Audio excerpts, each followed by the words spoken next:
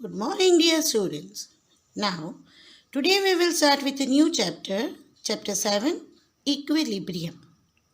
So, now let us understand what does the equilibrium mean to us and where it is applicable through our chemistry. First of all, the word equilibrium gives us the idea that the thing which is having equal state. Equi, that is equal, brium, that is state. So equilibrium means we can say balanced state or a stable state. We can see around us many different types of upcomings or things taking place which we can say that it is an equilibrium. If you see around, you can find out that equilibrium prevails in one or the other thing. Here I am giving you few examples which will help us to get the idea what does the equilibrium mean. A very simple example is a tapestry artist. Tapestry artist, that means a person who is walking on a rope which we see either in a fair or in a circus. One more example is a person who is very expert in performing asanas, and while performing asanas, one of the asana where very balanced state is necessary, which is Shirshasana. When a person has to keep control on whole body, which is kept straight only on the head, where they lean near the wall, right? There are many examples if you will see around or if you will think about. Here I am giving these few examples which will give us the idea about the equilibrium. Now let us see or let us think more in elaborate way for these two examples. Here in both the example we think nothing is being done, right? Why we think that nothing is being done? Because if we see a person is walking on a rope, he takes a step one after the other. He steps further, but in a very stable and slow manner, that we find that no action is taking place. But actually, we see that there are many actions taking place. First is the rope. It's not a rigid form. It may be keeping waving. That is one of the action. We can also say that gravity is exerting its action on a rope. Atmospheric pressure is acting. The muscles of the body is also acting. So, lot many things are acting. But then also we find that person is taking one after another step in a very stable and slow manner, that at a just glimpse or a just look, we find that he is not moving it yet. In the same way, we find that Sirsasana, okay, a person is controlling his body upside down on a head and he is just standing inwardly, but it's not like that. Here also the muscles of the body is acting, gravity is acting, atmospheric pressure is acting, and everything is acting at a same act, and it has to be in the balanced. So we can say that equilibrium is the state where lot activity is taking place, but it appears that nothing is taking place and everything is still. One more example here I can explain you, that let's just have a closed container, and a closed container, before filling water in it, a presence of desiccant at initial stage was there. Now desiccant is again a new word for us. Before filling the water, the presence of desiccant was there at initial stage. It means desiccant means a chemical substance which absorbs the moisture. So before filling any water through the pipes in a closed container, the container is made moisture free by adding desiccant to it. So now before filling the water, this container is completely moisture free. Then it is half filled with water and it is sealed. Container is now sealed. So no another gas is passed through. And a manometer is fixed to measure the air pressure. Now what happens? After some time, what we will see that some of this water particle will rise up as the water vapor. Those water particles which are at the surface, and this is the empty space. So after some time, the water which is filled up, the molecules of the water will exert the pressure, and the empty space which is not having any water contained will have air in it. So that will also exert the pressure, and because of that air pressure, the surface water will show its reactivity. As it is a liquid, there is a space between them. So the surface water will start rising up in the form of some vapor.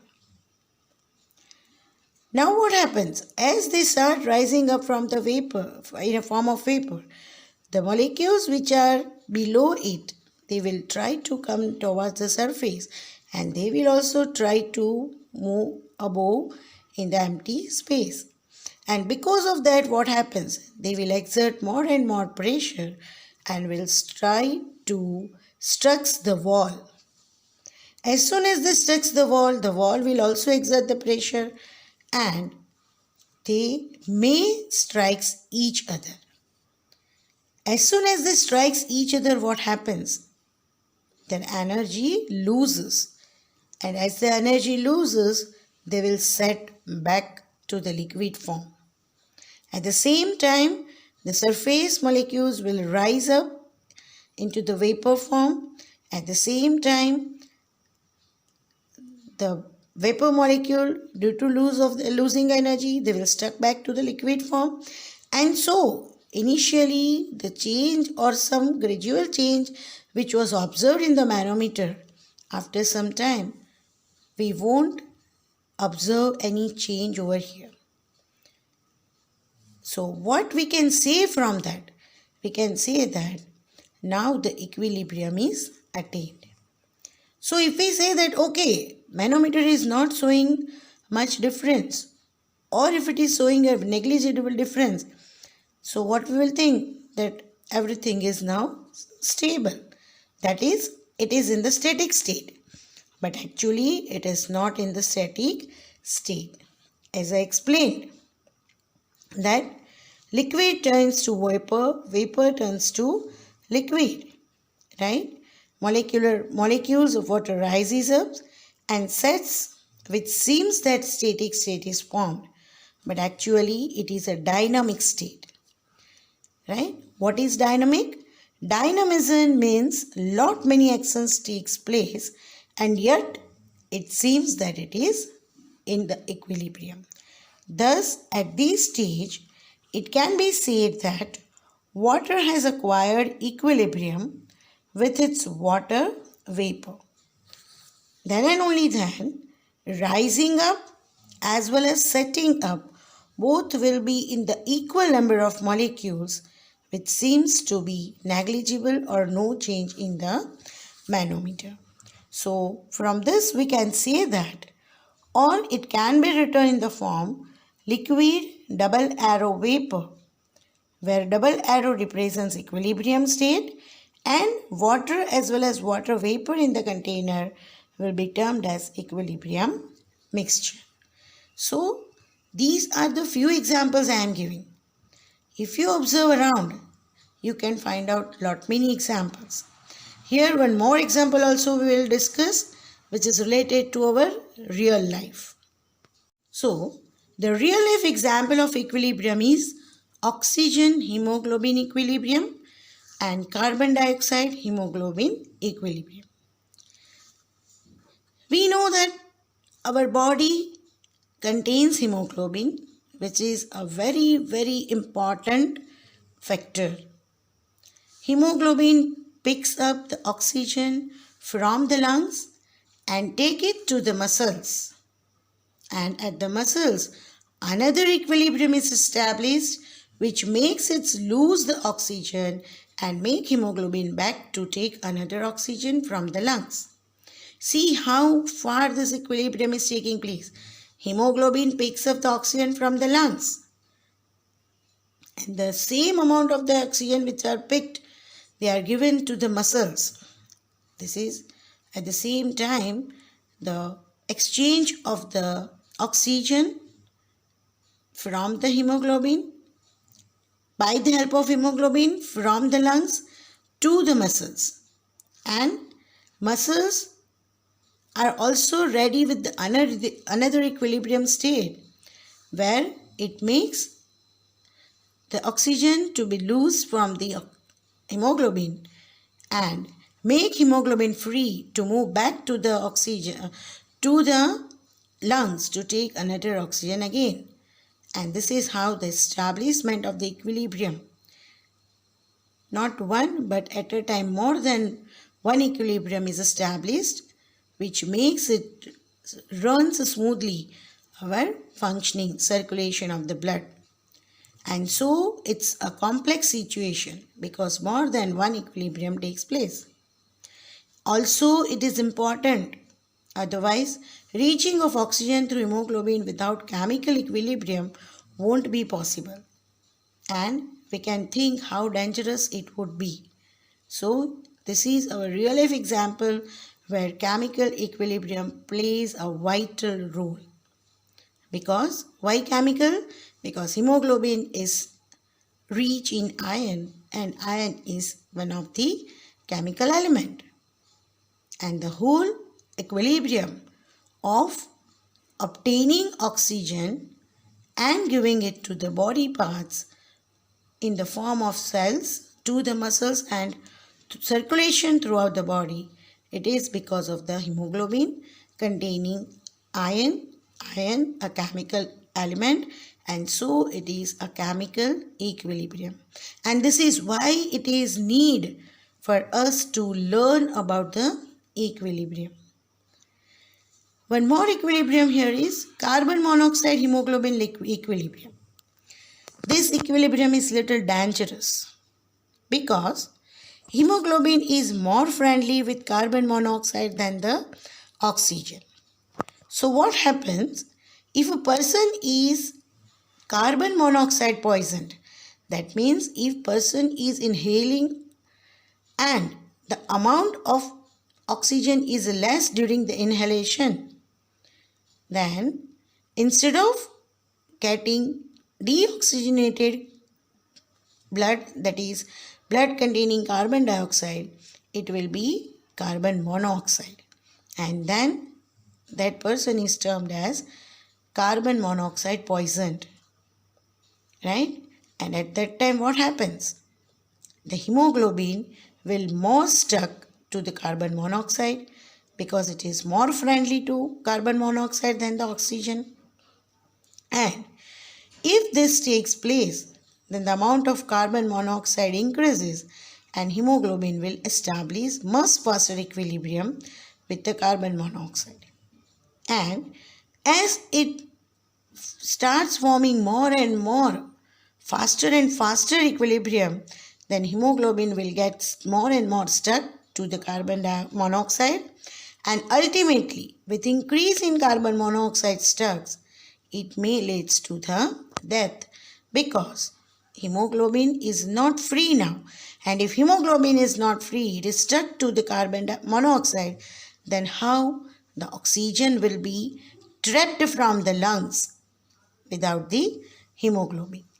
Thus, equilibrium is playing a great role at many places in the entire universe. Thus, it is said that equilibrium can be established for both physical and chemical process. If we say physical process, it means it change in state attaining equilibrium. I have discussed that water converts to water vapor and water vapor again backs to water. This is physical change. And chemical means change in reactant to product and product to again reactant, where the need of chemical elements take place. When this equilibrium reaction is taking place, it is quite often to think of how far or how fast it is taking place. It means the rate of reaction for the equilibrium is to be considered. And we can say that rate of equilibrium reaction is not independent. It is dependent. It is not just that whenever and however the reaction is to be carried out, it can be. It's not like that. Reaction rate depends upon the conditions, the circumstances, as well as nature of the reactant. The state of the reactant also takes a great part for it. What type of condition is, what type of circumstances it is, what is the atmospheric pressure required and what it is available, what is the temperature required and what it is available, what type of reactant is required. These all plays a vital role in the rate of reaction. So, in a closed vessel, concentration of reactants goes on decreasing and that of products goes on increasing. Now, how this is to be understood? When any two reactants are reacted in a closed vessel and when reaction takes place, what happens? As soon as two reactants start reacting with each other, they will lose their own concentration and they will try to attain a new concentration which will give a new product. So what is happening? That in reaction, the reactant will react with each other. That means their concentration they are losing. So their concentration is decreasing and on the opposite side, the new product is increasing its concentration. Right? So we can say reactant goes on decreasing and product goes on increasing. But this is for forward reaction. What happens in backward reaction? Backward reaction becomes completely vice versa. Completely vice versa, that means here the whatever the product is formed, this product for backward reaction will be the reactant. So now this reactant will start decreasing its concentration and initially what was the reactant, they will now become the product and their concentration will increase. So the rate of reaction of forward reaction and backward reaction when becomes equal, right? Concentration it decreases to increasing and then decreases to increasing. When both this rate, that means when both this speed becomes equal, then we can say that reaction is attaining equilibrium. So here H2O liquid, it decreases its concentration and give rise to H2O vapor, that is concentration increases. And when backward reaction takes place, this gaseous vapor will start decreasing their concentration and converts back to the liquid which increases its concentration. So at this stage, rate of forward and backward reaction becomes equal and concentration becomes constant. And then we say that it has attained static state and that is equilibrium, but actually not static state. It can be termed as dynamic equilibrium. That means which changes from forward to backward and it gives the number of molecules in the reactant and product in the equal number, right? So this is about somewhat introduction of the equilibrium and furthermore we'll see in the next video.